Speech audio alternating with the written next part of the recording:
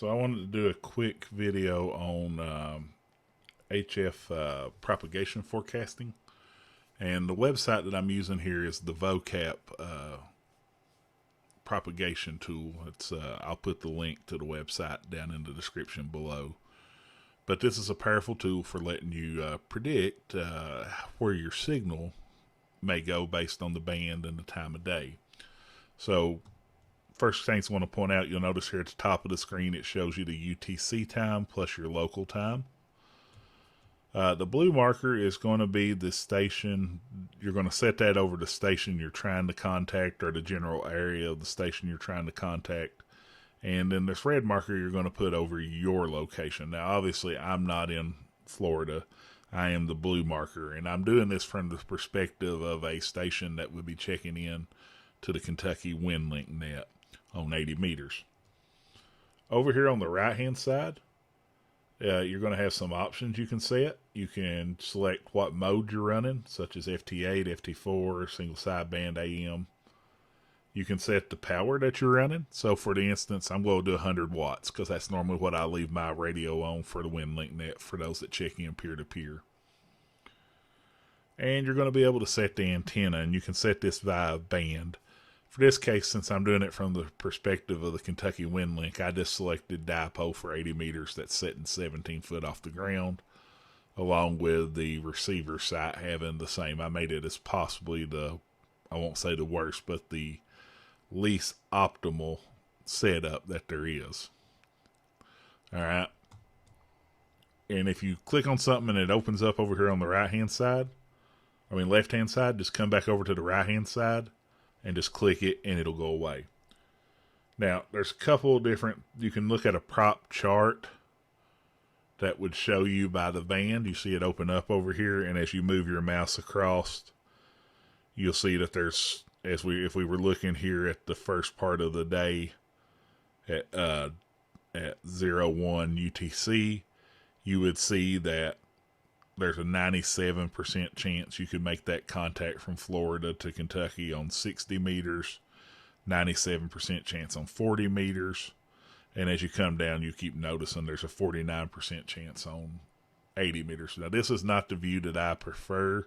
Some people like these type charts best, so they can see when the band's going to fall off. I prefer rather the prop wheel, which is this view. And so when you're looking at this view, here's the bands going up right here in the center. And then when you look down, or not down, sorry, but if you look around, the times go around the circle. And then here's your color coding. And of course it goes, white is, it predicts a 0% chance. That doesn't necessarily mean that the contact can't happen. It's just saying that with the prediction and the variables you've set, it's saying there's a 0% chance for that contact, all the way up to red hot at 100.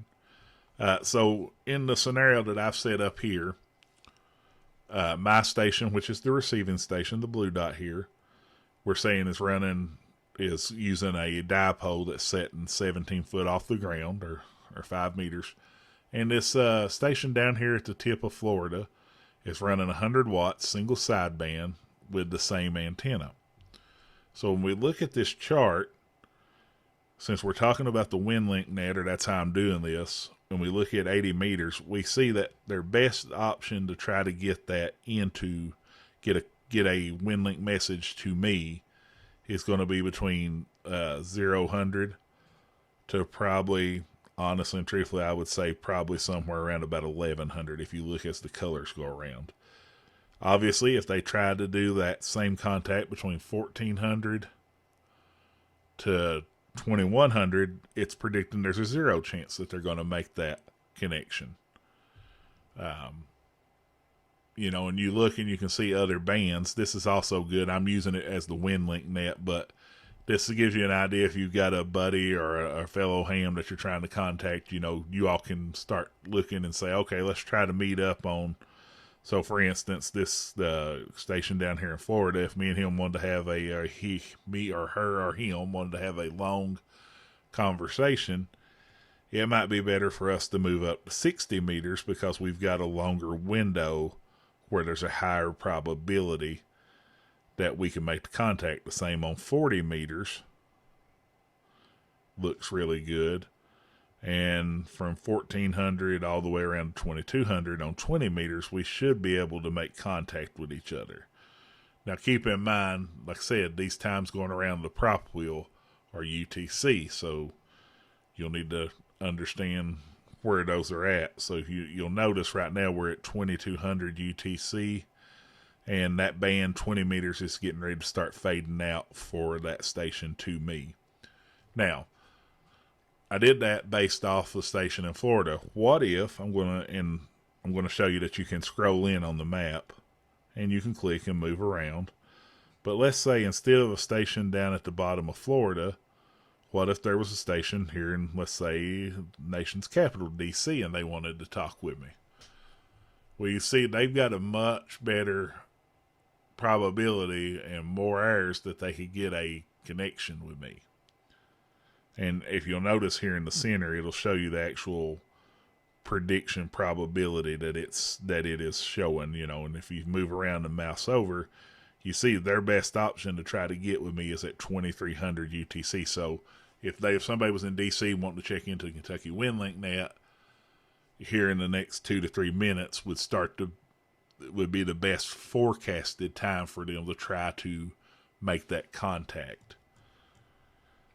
You can move this around. So for instance, let's say we had somebody, we'll just stick it somewhere here in England. At 100 watts, when you look at this, you notice there's no red, but we do see this yellow window right here that corresponds to 60% chance. And that looks like it's 17 meters. So from 1400 UTC to 1600 UTC, or well, really to 17, but through to 1600 air, they would have a possibility of maybe making that contact.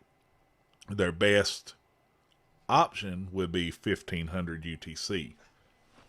You can move this around different places. I'm going to go back in and zoom in on the US. And let's say there's a station all the way up here at this little piece up here at Maine that somebody's trekked that way out in the woods and they decided they wanted to make a contact. Well, you see, they've got some good possibilities of making that contact, at least over 50%, but my suggestion would be that they tried to contact me at 0300 UTC, because that's their highest probability chance. Or, they may say, hey, I really want to check in. Let's look at a different frequency. Now, of course, 60 meters, we try to stay away from, obviously you can't really do a net in 60 meters. You want to keep those channels open because it's secondary use for the amateur radio band. But, you start looking at 40 and you start saying, okay, well, yeah, there is a bigger window for 40. Just a tool, just kind of look around, so I'm going to give you a little thing here. Let's see, let me scroll in, and I'm going to use, as soon as I find where Leslie County is at here in Kentucky. It's 421. I was trying to find Hyden, Kentucky, but I don't see Hyden. Here's Leslie County. So I'm just going to stick it right in the middle of Leslie County. So not that far from my station, but I've got a friend that lives over here, and let's say he wants to try to talk to me. Well, really, we could probably have a conversation if the band was cooperating. We can have conversation on 80 meters anytime. That's the reason a lot of people use 80 for NIVIS type work. But what if my buddy way out here in California and I wanted to have a conversation? Well, we need to try to have that probably on 17 meters between 1800 and 2200, or we could probably drop down to 20 and go from like 22 to 0 air UTC. So just check it out. Give it a look. It's a powerful little tool for doing some propagation forecasting. And, main reason I'm making the video is I want some more people to try peer-to-peer. There's a lot of you that are within peer-to-peer range that don't do peer-to-peer, but you might be able to. So, for instance, let's talk about, I've got a big bunch of people that check in Pennsylvania. You've got a big window there on 80 meters where you could probably contact my station peer-to-peer. Going up into Michigan. We'll scroll out. Let's go up into the UP here. UP's got a good chance of making that contact. Now, unfortunately, we've got a station way down here in Puerto Rico. He's probably not going to make an 80-meter contact with me. But if I ever really wanted to try doing a peer-to-peer with him, I may try to set something up with him. And we might try 20 meters between 1300 UTC to 2100 UTC. So, give it a look. It's a good propagation forecasting tool for 80 to 10. And if you got any questions, feel free to let me know.